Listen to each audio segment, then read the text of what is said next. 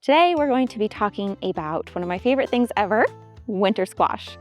These are really easy to grow for most people. They're a really amazing kind of sustenance crop because they store for a really long time with zero processing. You do not have to immediately preserve these like you have to tomatoes or green beans, things like that. So they're really, really wonderful and easy in that aspect.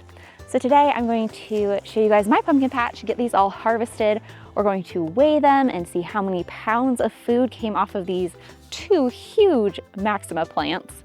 And then I'm going to show you how I cure them indoors because I'm in a northern climate. I do not have the season to let my plants naturally die back and cure outside. So let's do it. So in some climates, you have enough time to let your vines die all the way back. It's really obvious when it's time to harvest your squash, but when you're in a short climate like myself, us northern gardeners, we can't wait for that to happen usually.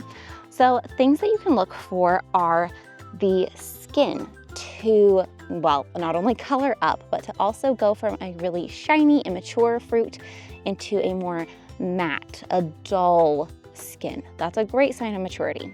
Another thing you can do is the thumbnail test. So you can kind of take your thumbnail and try to stab it. And if you don't make a mortal wound with your thumbnail, that's another great sign that the rind is hardening up. Your squash is mature enough to cure and go into storage. Another great thing you can look for is the stems to be drying out and turning a little bit woody. Squash that are still immature and green like this will not cure and store. You're gonna have to just sacrifice these, eat them while they're young, like a zucchini. They're still delicious, they're still lovely. Or if you really want to, you can toss them to the chickens or put them in your compost pile. But these will absolutely not cure and store. Also, anything that's really damaged, like this, clearly got some heavy mouse damage. The mice were just terrible this year. I had a terrible, terrible time with the field mice and the gophers. Most of my squash did survive. This one is clearly a victim of, it looks like, mice and other pests. So this is gonna go to my ducks. I'll just smash it in and then they'll love this. This will be a fantastic duck treat. But again, this will not cure and store. So any really immature fruits, any really damaged fruits, go ahead and discard those or set them aside to get used right away. Only take the nice, mature, mostly undamaged fruits inside for storage. When I harvest the squash, I like to cut this stem down nice and short, kind of as short as I can get it, or about an inch. That's because the stem holds a lot of water and water leads to rot. So I cut my stems down nice and short. I wipe them off with a little bit of a diluted vinegar solution, and then I bring them inside to sit in a sunny window somewhere where they can be nice and warm and cure. Curing is just kind of toughening up that skin and finishing drying out. And this is really important with a lot of things for long-term storage, like potatoes also need a curing period, and so does garlic.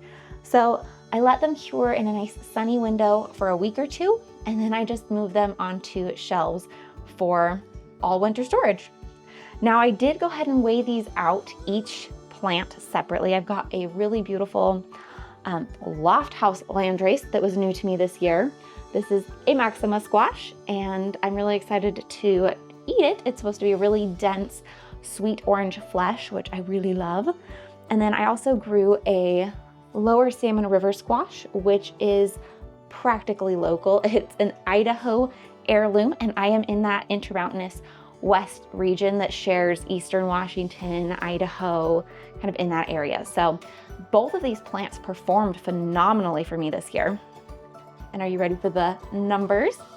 The lower Salmon River squash is definitely the winner. It came in with 84 pounds on one plant. And the Loft House Maxima was no slouch. It came in at 66 pounds of fruit from one plant. So there you have it. That is my 2024 winter squash harvest. I am tickled pink. I am happy with this harvest. This was an amazing year for squash. Some other things totally flopped. I had a terrible time with root crops this year. The mice, the voles, the gophers were all out of control, but it was a fantastic year for squash. So I'd love to hear how your gardens went this year. What varieties did you maybe try that you really loved? What were your big struggles? What pests did you deal with? Let's commiserate and celebrate. Let me know in the comments. I'll see you guys next time.